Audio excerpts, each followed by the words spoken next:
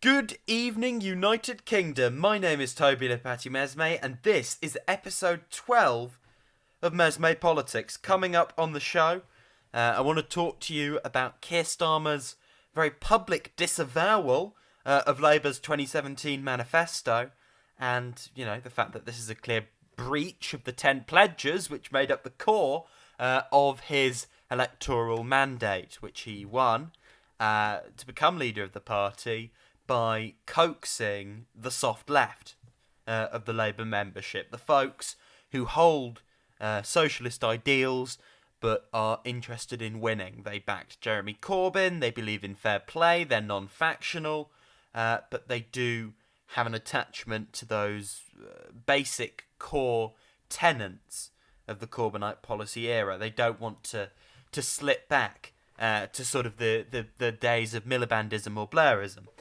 Well, these folks have got the shaft by Keir Starmer, basically, because in these latest comments, he's taken a really bizarre turn. We'll be talking about that soon. But first, what are the prospects for the UK now? With the variant, the Indian variant. What's going to happen? Will there be another lockdown? Will there be a third wave? Well, good news first. This is from the BBC earlier today. The UK has increasing confidence that COVID vaccines work against the Indian variant of the virus, the Health Secretary has said. Scientists believe the variant is more transmissible, and cases of it nearly tripled to 1,313 in the past week in England. But Matt Hancock said early lab data showed vaccines remained effective. He said a majority of those in hospital in Bolton, a hotspot for the Indian variant, were unvaccinated. More than 20 million people in the UK have now had two doses of a vaccine, with Mr. Hancock welcoming that as great news. So, good news first, right? And I said this on Friday when we talked about this last. Because we have, we're not in the same position. No matter how bad this variant is, we're not in the same position as we were with the Kent variant because of the stellar vaccine rollout. This government has made an absolute pig's ear of the pandemic by international standards. But in this one, there's this one glimmer of hope. It's not an insignificant one. The government are getting credit for it, but it is actually down to the fact we still have, broadly, although it's falling apart, a socialised healthcare system. That's why we've achieved the vaccine rollout in the way we have. A massive public policy success, a massive win for mobilisation, and look, government can do things, and a brilliant PR success for the UK. That's not really how I look at it. I look at it in lives being saved, but if you want to look at it in that sense, that's what it is, right? It's a massive boost to the perception of the UK's handling of the pandemic, and for all of us as citizens of the United Kingdom, it means we are protected. There is a layer of protection against this variant that means it can't wreak havoc in quite the way the Kent variant did after Christmas. So this is from it's from the Guardian website today. So without the new variant, outbreak modelers advising SAGE anticipated a modest third wave in July and August, with perhaps 4,000 to 11,000 more deaths, nothing on the scale of the devastating winter wave. Now, there was a great deal of scepticism about how reliable that would be, if maybe the vaccine would potentially mitigate that more. We don't know. Where we basically were was we're probably going to be able to stay open over the summer, and then maybe over the winter we'll enforce distancing more, we'll wear masks more. That was what we were looking at, right? We were looking at a picture really surprisingly rosy, considering what a disaster it's been regarding COVID in this country. However, it's all changed. So what the new variant means is still uncertain. This is from The Guardian again. Take the outbreak in Bolton and surrounding areas out of the picture, and the situation in England looks far less alarming, suggesting the region may be an outlier. Yet some scientists working on the B1617.2 believe it is destined to replace the dominant and highly transmissible Kent variant B117 in the UK, and note that charts displaying the steep rise in cases look horribly similar to those that tracked the surge of the Kent variant in December. Now, for reasons we've already gone over, we know this can't be exactly the case. But, the comparison, it doesn't necessarily have merit, but we see where the line of thinking is. And there are some really worrying numbers coming out. And again, this is what we've been hearing this today. We hadn't been hearing this before. Could become the dominant strain. That appears to be the way it's going. The SAGE committee advised ministers on the 5th of May that pushing down cases of variant infections was now a priority for policy. We've known this for a long time. The government shit the bed in terms of borders. Highly transmissible variant, one that spreads more easily than the Kent variant, according to them at the time, could lead to a very significant wave of infections, potentially larger than that seen in January 2021 if there are no interventions. Epidemiologists are still wrestling with how transmissible the Indian variant of concern is. Public Health England believes it's at least as transmissible as the Kent variant, but preliminary work based on genomic sequencing in India raises the prospect of it spreading up to 60% more easily. Now, 20%, 60%, that's really dire. I'll read you a bit more from this. So to get some idea of what a faster spreading variant could mean for the months ahead, modelling teams that feed into SAGE worked up different scenarios. Assuming the vaccines hold up, more people could be hospitalised than in the first wave, putting the NHS at risk. You hear that? More people could be hospitalised than the first wave. If the variant is much more than 30% more transmissible, University of Warwick says, a 40% more transmissible variant, hospitalisations could reach 6,000 per day, far above the peak of the second wave, and 10,000 per day if the variant is 50% more transmissible. That is if we do nothing. That is if there are no restrictions in place. So that scenario, extremely unlikely. However, if Step 3 easing of restrictions in England on Monday is cancelled, the third wave will be far more modest, reaching 300 hospitalisations per day, even if the variant spreads 50% more easily than the Kent variant. Holding off on Step 4 on 21st of July may be less effective.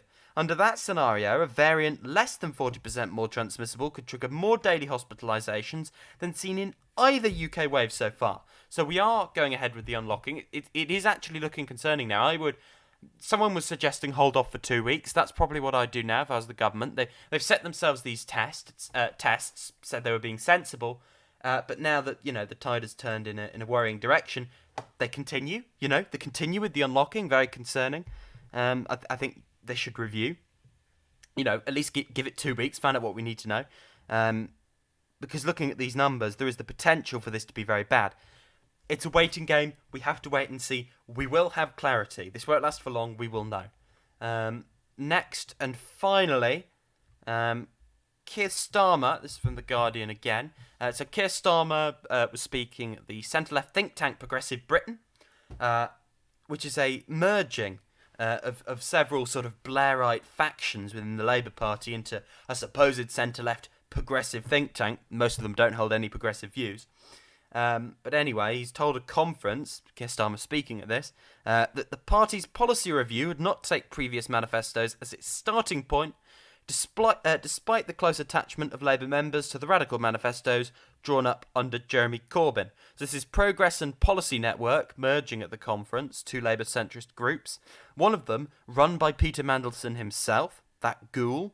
Peter Mandelson says Labour needs to embrace the legacy of Blair more.